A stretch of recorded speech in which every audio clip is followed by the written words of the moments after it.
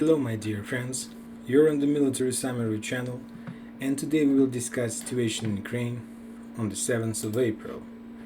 Today we got a lot of very interesting news and we will discuss them in a very detailed way. And first of all, we'll start from the Mariupol town, because we got a lot of interesting news from the very morning from this town. Let's open the Russian sources map. Now the main area they're working is the south of Mariupol border, that one. And first, from the very morning, I got such picture. This one. This is the area. This is the Mariupol. I'll try to explain you the meanings of this territory. A red color is the territory which are mostly under Russian control. Blue color is the color where Ukrainians located, where the main Ukrainian forces are located. And yellow color is the color of factory zones. It's the Azovstal, this is the Mariupol port, and this is some part of Azovstal on the north. The black area with this red fire spot, it's the territory where the main clashes are. So as far as you can see, there is almost nowhere to fight for Ukrainians, and all their forces are moving to the Azovstal region. Some of them are moving to the port, another part are moving to the Azovstal region. And I can say that maybe they're not moving anymore because it's very difficult to go through this territory. So some of the forces are here and some of the forces are here. And the heavy clashes on the old front line. And from so this picture I got from the very morning, and somewhere in the noon time I got another information that Russian managed to get here. So they managed to cut also the south of this territory into two pieces, like Mariupol port on the one side and the civilians like buildings on the other side. So this territory is also split. And now their main activity, Russian activity, is here. They want to clean this territory totally for many reasons. First of all, because as we discussed a lot of time in my previous videos, there is a big chance that on this territory there are a lot of foreign mercenaries and foreign officers of different kind of countries. So that's why they want to clean this territory as fast as possible, because also we know that Ukrainian forces,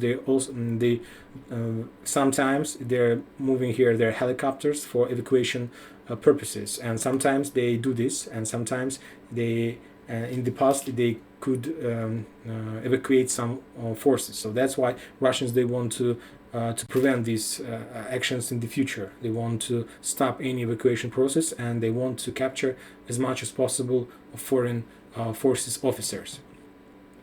Another heavy clashes are here in the Azovstal region, and I got a few days ago there was a video in Russian sources segment of internet that to this region, exactly to Azovstal, they moved their mortar system, very powerful mortar system. They brought here the mortar system. In Russian it's called Tulpan, and if we translate the title of this mortar system in English, it will sound something like mortar system Tulpin, or Tulpin, or Talpin, I don't know, I'm not sure. What is this? This is a very powerful mortar system. I made some investigation about this system. This is it. You can see this on the videos on the screen. This is mortar system. This system uses 240 millimeters mines.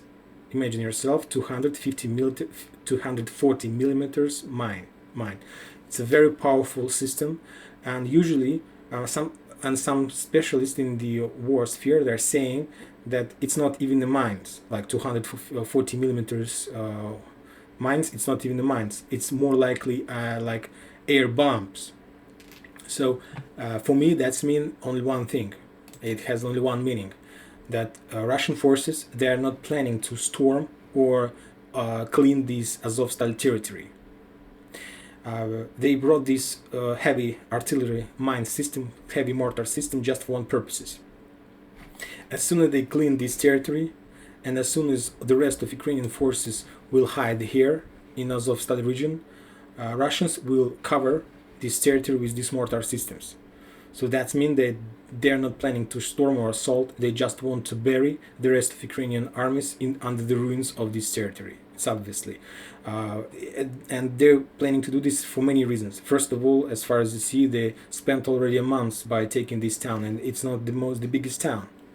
They didn't use this system in the civilians areas because if they started using this system in the town, of course there would be a lot of losses among civilians. So that's why they're pushing all forces, Ukrainian forces here.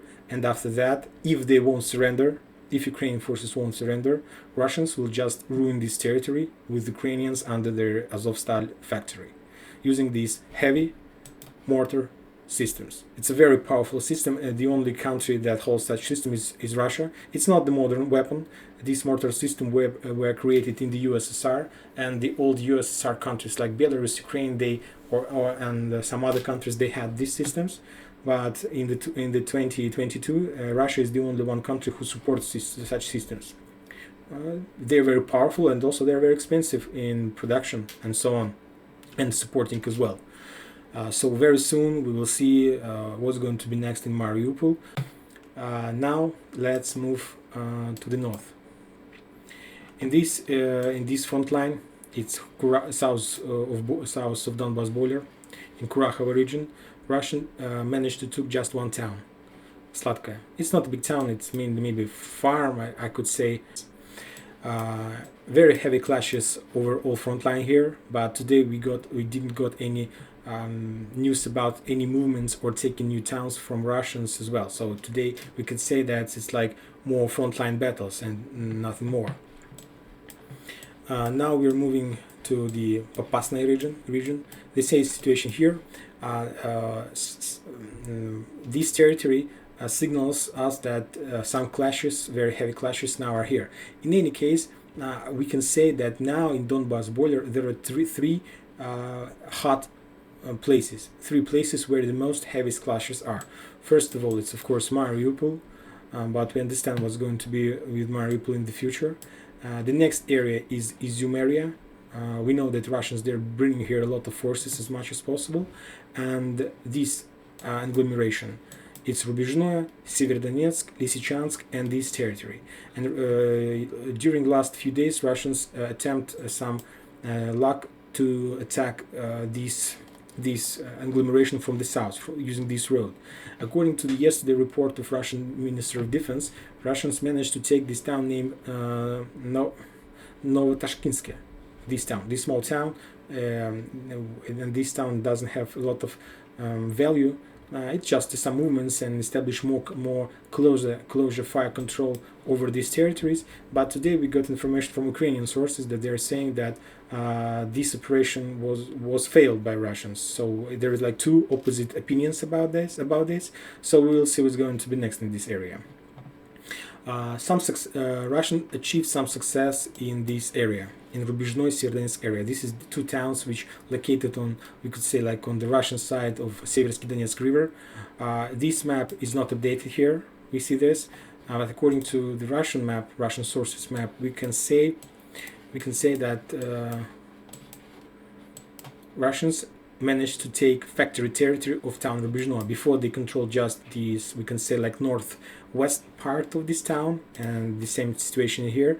And today they told Russian sources / Russian Ministry of Defense, they told that they also took like at least half of factory territory in this area. It's also very nice fortified area, and that's mean that Russians, they're moving here, and the main target, of course, to establish control over this bridge.